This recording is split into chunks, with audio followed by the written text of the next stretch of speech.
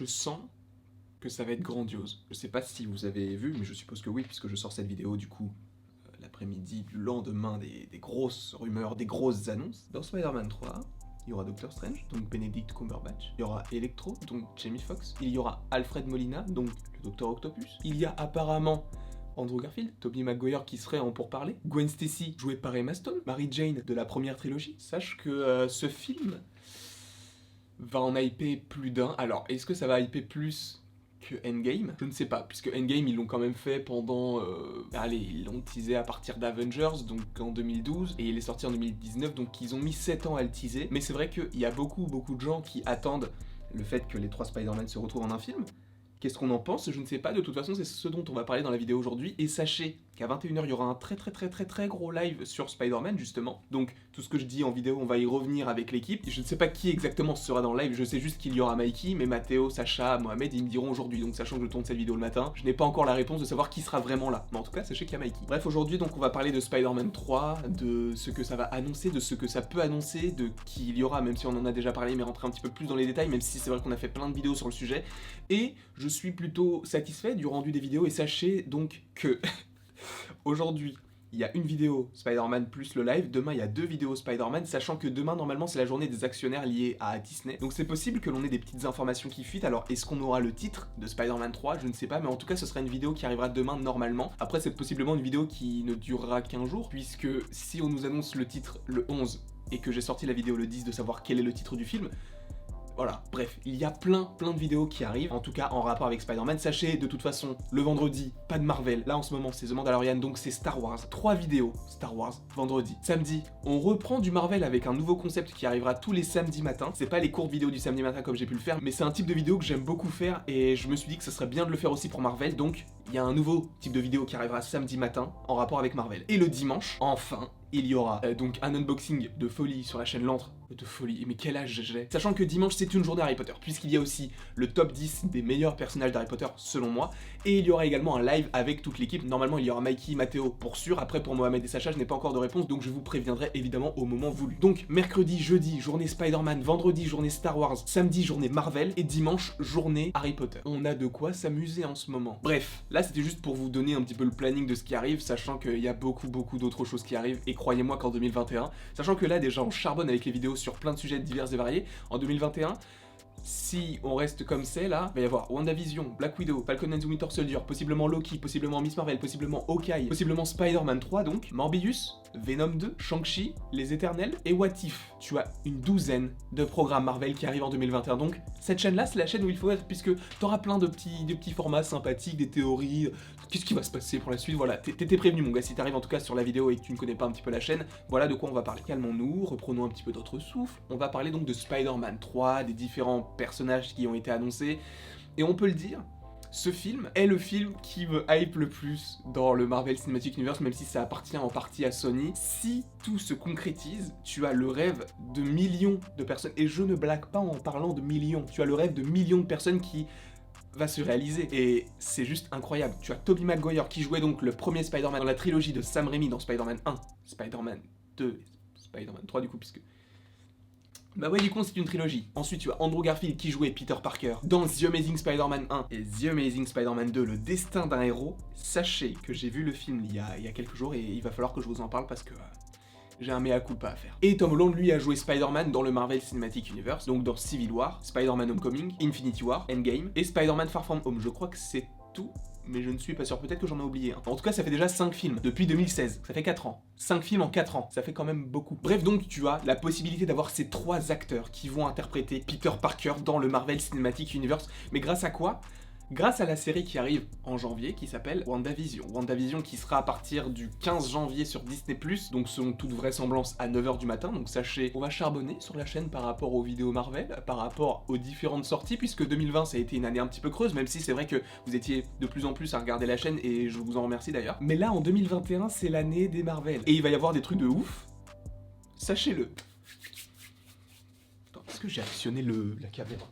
Donc déjà, on va reparler un petit peu de ce qu'on avait déjà parlé au début de la vidéo et même dans d'autres vidéos, juste pour rétablir un petit peu le contexte. Que devrait-il se passer dans le film? Qu'est-ce que l'on sait et qu'est-ce qui est officiel? Le film se passera vraisemblablement après Spider-Man Far From Home. Il se passerait en partie à New York. Il y aurait donc Benedict Cumberbatch qui joue le Docteur Strange. Il y aurait Jamie Foxx qui reprend ce rôle d'Electro qu'il avait déjà joué dans The Amazing Spider-Man 2, Le Destin d'un héros. Il y aurait également Alfred Molina qui revient lui en Docteur Octopus qu'il avait déjà interprété dans Spider-Man 2 de Sam Raimi. Tu as le retour du cast de Spider-Man, donc Marissa Tomei ou encore Zendaya, donc tu as vraiment ce noyau dur qui est toujours présent. Mais donc tu as tous ces différents acteurs qui viennent s'agencer dans ce film. Déjà juste avec ça, moi je suis conquis. Mais en plus de ça, tu as des trucs incroyables qui pourraient arriver et moi je suis totalement fan. Après c'est vrai que j'ai une petite gêne, une petite réticence, hein, c'est vraiment léger, c'est juste que je me dis que c'est peut-être un peu trop tôt pour que les trois Spider-Man soient réunis dès le film Spider-Man 3, sachant que c'est vraisemblablement le premier programme qui soit lié directement au multiverse après WandaVision. Donc je trouve que c'est peut-être un peu trop tôt. Après évidemment je ne suis pas chez Marvel, je ne sais pas comment ça va s'agencer, mais à voir. Donc c'est ce que l'on sait déjà sur le film Spider-Man 3, on n'a pas encore de titre mais ça devrait arriver d'ici fin décembre je pense, ça serait vraiment pas mal quand même. Et ce que l'on sait déjà c'est que dans le titre il y aurait le mot home dedans, donc on en a déjà parlé sur la chaîne. Est-ce que ce sera home run, est-ce que ce sera homesick, est-ce que ce sera back to home, je crois qu'il y avait un truc comme ça, j'y crois pas forcément. Back to home en fait c'est aussi une référence au fait que tous les Spider-Man soient réunis, genre c'est un retour à la maison, sauf que si c'est juste par rapport à ça, ça n'a aucun sens par rapport à ce qu'il pourrait se passer dans le film. Bref, en tout cas, il y aura le mot home dedans. Et on le saura dans quelques jours, possiblement 1, 2, 3 semaines. En tout cas, je pense qu'on le saura en décembre. C'est pourquoi la vidéo du titre arrivera demain. Mais donc, c'est tout ce que l'on sait. Ce sera évidemment lié au multiverse, puisque tu as Electro et Docteur Octopus. À la limite, j'en avais déjà parlé, mais à la limite, si tu avais gardé les deux personnages, là, ça n'aurait influé en aucun cas par rapport au multiverse. Mais tu reprends les mêmes acteurs qui jouaient déjà les rôles des personnages dans les autres films de Sony. Si ce n'est pas lié au multiverse, c'est vraiment bizarre. Parce que oui, je veux bien que Jamie Foxx soit un très bon acteur, et pareil pour Alfred Molina qui colle parfaitement au Docteur Octopus. Mais si tu voulais vraiment que le film ne soit pas lié au multiverse, jamais tu aurais repris ces acteurs pour les mêmes personnages. Selon moi, évidemment, rien n'est officiel, hein, mais il y aura le multiverse dans le film, ça paraît évident. Puisque tu as des acteurs qui jouaient les personnages dans d'autres films et qui reviennent aujourd'hui pour ce film-là, qui est un film qui se passe juste après WandaVision ou possiblement en même temps. WandaVision qui est un programme lié au multiverse, et dans le film Spider-Man 3, tu as Doctor Strange, qui serait aussi dans la série WandaVision pour regarder ce que fait Wanda par rapport à la création du multiverse. Et en plus de ça, le film qui suit Spider-Man 3, c'est quoi? Doctor Strange in the Multiverse of Madness. Donc là, si tu te dis pas que le film est lié au multiverse, alors là, je comprends pas. Évidemment, tu penses ce que tu veux. Moi, je te donne juste des petites infos, des petites théories comme ça pour t'aider à y voir plus clair. Parce que même moi, j'arrive pas vraiment à y voir plus clair. Mais justement, si moi je peux vous aider, c'est l'important, quoi. Donc, voilà. On sait déjà à peu près tout ça. Même s'il y a eu pas mal de théories aussi. Sauf que là, hier, on t'a appris qu'Alfred Molina c'était officiel, donc parfait, génial, moi ça m'enchante, je suis content, parce que du coup ça prouve qu'il y a un multiverse, et que le multiverse sera dans le film. On a aussi appris, via Collider, il me semble, que Andrew Garfield, Tobey Maguire, Emma Stone et Kirsten Dunst pourraient revenir dans leurs rôles respectifs qu'ils avaient donc de Spider-Man et respectivement Gwen Stacy et Mary Jane Watson dans le film Spider-Man 3. Donc ça veut dire que dans le film Spider-Man 3, tu aurais, donc c'est du conditionnel, rien n'est officiel, en tout cas pour les 4 derniers acteurs dont je t'ai parlé. Donc il y aurait le Peter Parker de Tom Holland, le Peter Parker de Tobey Maguire, le Peter Parker d'Andrew Garfield, Mary Jane Watson de Kirsten Dunst, Gwen Stacy d'Emma Stone, le Docteur Octopus d'Alfred Molina, Electro de Jamie Foxx, Doctor Strange de Benedict Cumberbatch, Zendaya dans le rôle également de Mary Jane, et Marissa Tomei dans le rôle de Tante May.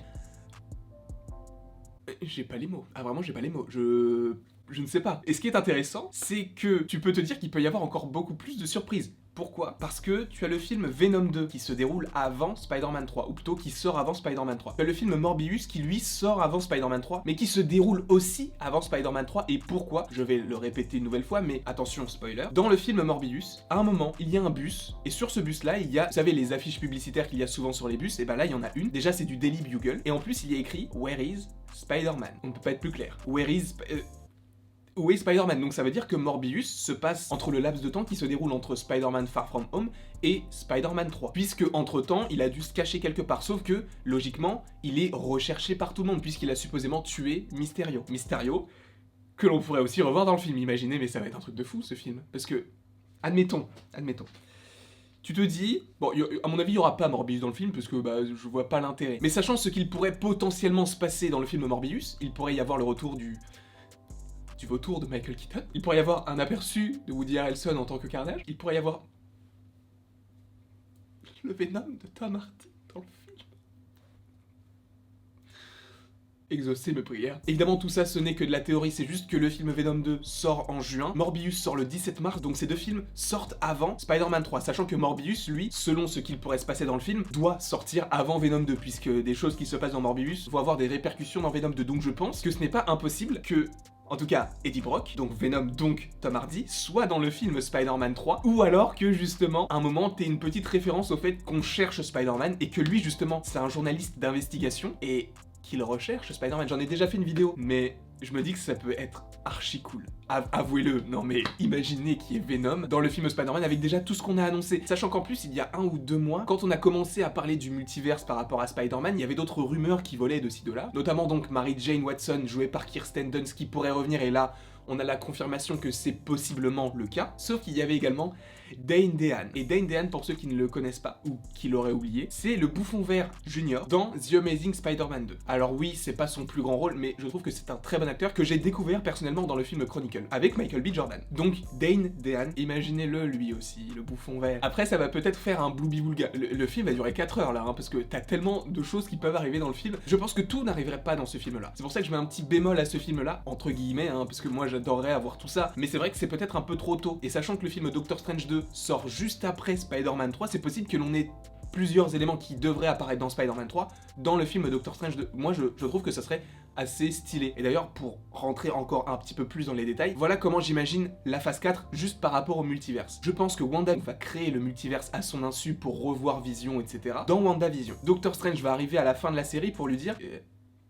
Tu fous quoi là? Ensuite tu as Spider-Man 3 dans lequel il y a également Doctor Strange et tu as les conséquences du multiverse que vient de créer Wanda. Donc tu as les différents Spider-Man qui viennent, etc. Tu as les différents méchants de l'univers de Spider-Man également. Donc tu as plein d'éléments qui viennent dans ce film. Et à la suite de ça, je pense que Doctor Strange 2, lui, sera le film qui refermera le multiverse. En y pensant, je viens de me rendre compte que le dernier film qui ferme vraiment ce multiverse, c'est Doctor Strange 2, mais ce film-là va changer à tout jamais, ou changerait, évidemment c'est du conditionnel, à tout jamais le Marvel Cinematic Universe. Pourquoi? Et bien parce que je pense que si, du coup, tu as ces différents personnages, que sont donc Electro, Spider-Man, Mary Jane, Doctor Octopus, et qu'ils sont dans Spider-Man 3, je pense qu'après Doctor Strange 2, on ne les reverra pas. Pourquoi? Et bien parce que je pense que dans Doctor Strange 2, Doctor Strange, Wanda et Spider-Man, puisque je pense que les 3 personnages seront dans le film Doctor Strange 2, même si Wanda et Doctor Strange ça a été officialisé, c'est sûr, puisque Doctor Strange c'est son film, et Wanda, donc Elizabeth Olsen, elle a été officialisée lors de l'annonce de la phase 4. Tom Holland, par rapport à tout ce qu'il se passe dans son film là, je pense que ça va aussi se répercuter sur le film Doctor Strange 2 puisqu'il se passe juste après et que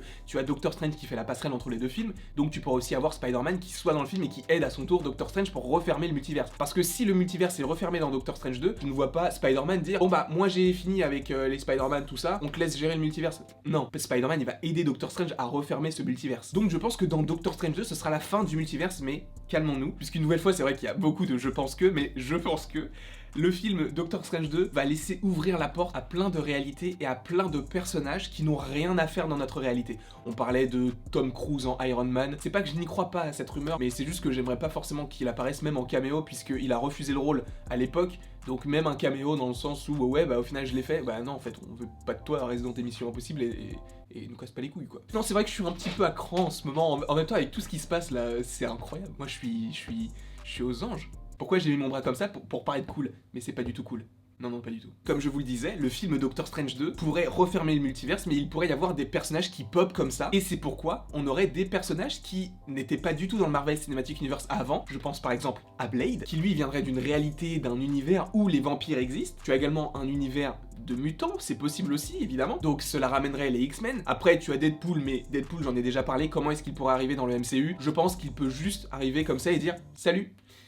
Moi c'est Wade Wilson, je suis interprété par Ryan Reynolds, tu me connais, j'étais le Best Kissing MTV en 2009, donc déjà tu me respectes. Et en plus de ça, moi j'étais chez la Fox. Vu que la Fox a été rachetée par Disney, bah je suis là aujourd'hui. Je pense que Deadpool, il pourra arriver évidemment avec le multiverse, mais il peut aussi arriver comme ça, il est tellement incroyable ce personnage, il est tellement unique entre guillemets qu'il peut faire tout ce qu'il veut. Et sachant qu'il va venir régulièrement dans le Marvel Cinematic Universe, bah oui, moi j'imagine ça. Mais donc comme je vous l'ai dit, il y a différents personnages qui pourraient popper, et notamment...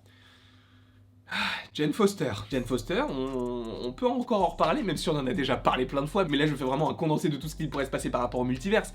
Mais Jane Foster, qu'est-ce qu'elle fout dans Thor 4 et pourquoi elle porte le marteau? Jane Foster n'est pas digne de porter le marteau et le marteau n'existe plus dans notre réalité. J'en ai déjà fait des vidéos qui s'affichent ici si j'y pense, mais pour un bref récapitulatif, le marteau a été détruit dans notre réalité par Hela. Le marteau qu'il y a dans Endgame, Captain America le ramène dans sa réalité à la fin quand il ramène toutes les pierres. Ne l'oubliez pas, il récupère le marteau, il a le marteau et la mallette avec toutes les pierres. Donc il ramène le marteau, dans notre réalité il n'y a plus de marteau. Donc comment se fait-il que dans Thor 4, Jane Foster, déjà, soit capable de porter le marteau et en plus qu'il y ait le marteau? Ça n'a aucun sens. Après vous allez me dire, oui mais du coup, ils ont recréé un autre marteau. Ok, bah va recréer un Mjolnir toi. Vas-y, je t'en prie, c'est pas une mince affaire, non. Donc je pense que la solution la plus logique, c'est que des personnages pop comme ça dans Doctor Strange 2, qu'ils arrivent dans le multiverse et qu'on ne puisse pas forcément les ramener dans notre univers, comme les X-Men, comme les 4 Fantastiques, comme Blade, comme tous ces personnages qui ne sont pas encore dans le Marvel Cinematic Universe ou encore Jane Foster qui tient le marteau, qui donc serait une She-Thor. Je ne sais plus si c'est She-Thor ou s'il y a un autre nom. Quoi qu'il en soit, je pense que Spider-Man 3 est le point névralgique du multiverse, mais que Doctor Strange va le refermer et que ça va ouvrir tellement de portes à la suite du Marvel Cinematic Universe, sachant que dans Doctor Strange 2, je pense qu'ils vont refermer le multiverse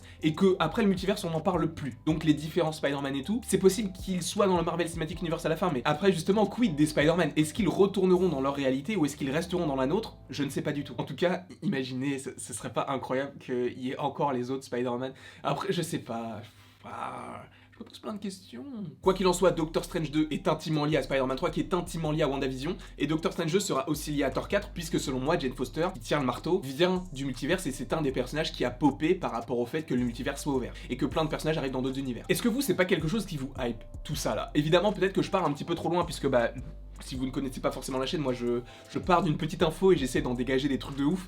Donc peut-être que tout ça ne va pas arriver, mais je me dis que c'est possiblement plausible. Je sais pas ce que vous en pensez évidemment. Est-ce que j'ai d'autres choses à dire sur le sujet? Je ne crois pas. En fait, je pense pas que le multiverse va avoir un très grand laps de temps par rapport à l'Infinity Saga ou ce genre de choses, puisque selon moi ça va durer...